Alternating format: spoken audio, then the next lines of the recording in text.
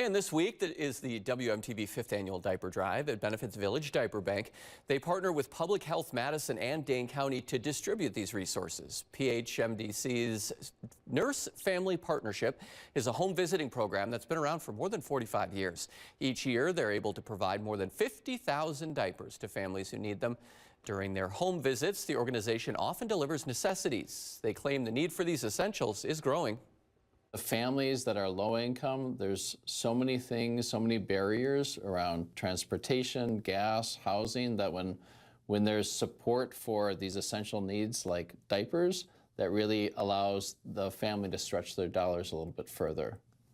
PHMDC serves about 250 families every year. They help support people through their pregnancy and into their first 2 years of their child's life.